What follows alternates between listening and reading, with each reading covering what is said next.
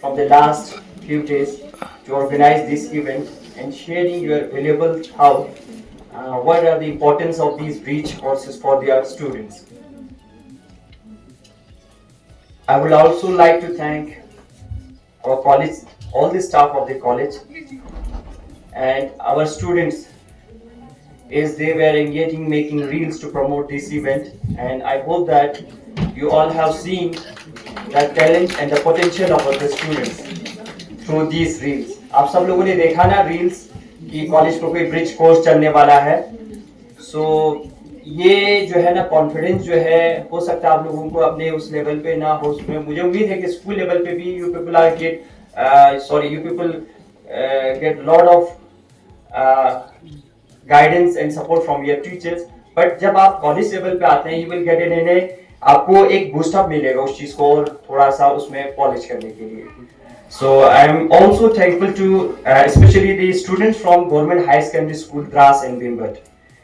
Your participation and interest will play important role in making this program a success. We are sure that your energy and curiosity will make this learning experience enjoyable for everyone.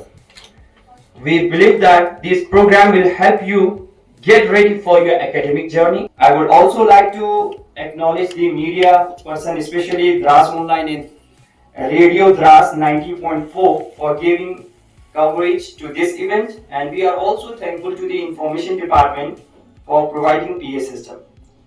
Last but not least, thank you to each and every one of you for being here today, for listening and for showing your support. Once again, thank you all. Have a wonderful day.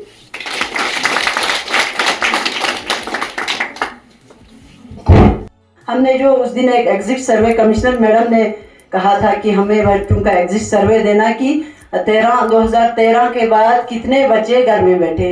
लगभग हमने 2025 तक 13 से 25 तक सर्वे किया. बहुत सारे बच्चे graduation करने के बावजूद भी घर में बैठे. ये किस वजह से? ये काउंसलिंग ना होने की वजह से.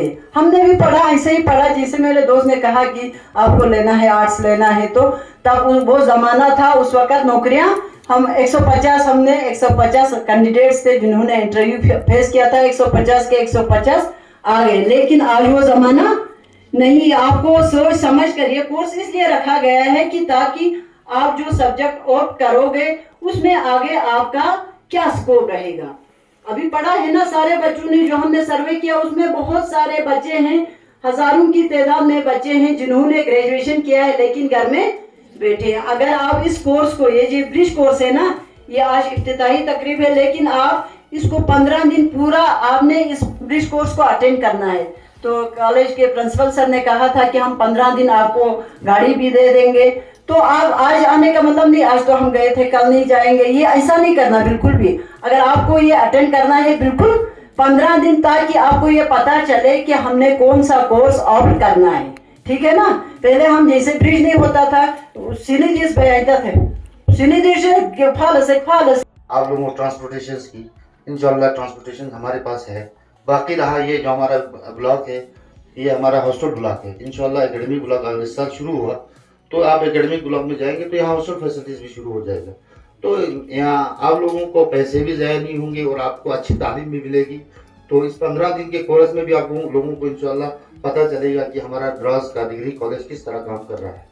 बाकी ज़्यादा वक्त नहीं लूँगा. आप लोगों का बहुत बहुत शुक्रिया. इंशाल्लाह अगर कोई भी कमी आती है तो मैं यहाँ के लोकल हूँ, आप लोगों का भाई हूँ. आप लोग मुझे फ़ोन कर लीजिए. किसी चीज़ की कमी, किसी को किसी चीज़ की मजबूरी भी होगी, मैं हम तैयार हैं. बाकी इस कोर्स में आप लोगों को पूरा पता चलेगा कि हमारा कॉलेज कितना अच्छा चल रहा है, किस तरह हमारे बच्चे पढ़ रहे हैं, जिस तरह हमारे यहाँ कुछ लड़के एंकरिंग कर रहे हैं. इतना बाहर मौका नहीं मिलेगा एंकरिंग करने के, नहीं मिलेगा. किसी चंडीगढ़ में जाओ हज़ारों के हिसाब से बच्चे होंगे, वहाँ आपको एंकरिंग का मौका नहीं मिलेगा, वहाँ आपको किसी प्रोफेसर के सामने मिलने का भी मौका नहीं मिलेगा. तो यहाँ अच्छा एक इंफ्रास्ट्रक्चर, हर चीज़ फैसिलिटीज अवेलेबल है. तो मेरी रिक्वेस्ट है आप लोग ज़्यादा से ज़्यादा यहाँ दाखिला लेने की कोशिश करें. अस्सलाम वालेकुम. किसका पहले जो पॉलिसी था गवर्नमेंट का और किसका बस बात समझ में. सेकंड जो मेन जो डिफरेंस है वो ये है, पहले जो आप ग्रेजुएशन था वो 3 साल का था. ठीक है ना. कितने साल का? 3 साल का. अब जो ग्रेजुएशन है वो 3 साल का भी है, और अगर कोई बच्चा चाहता है कि कहीं और वो जा नहीं सकता तो वो 4 साल का भी कर सकता है, 4 ईयर प्रोग्राम भी कर सकता है।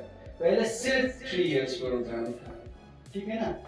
जिसका एक मेन एडवांटेज जो था, पहले क्या होता था, अगर देखो यहाँ पे जो सिस्टम है इंडिया में वो ये है, ग्रेजुएशन, फिर उसके बाद मास्टर्स, जिसको साइंस वाले एमएससी बोलते हैं, आर्ट्स वाले एमए बोलते हैं, फिर उसके बाद आर्ट्स में साइंस में एमएससी हो गया, फिर उसके बाद क्या है, पीएचडी है।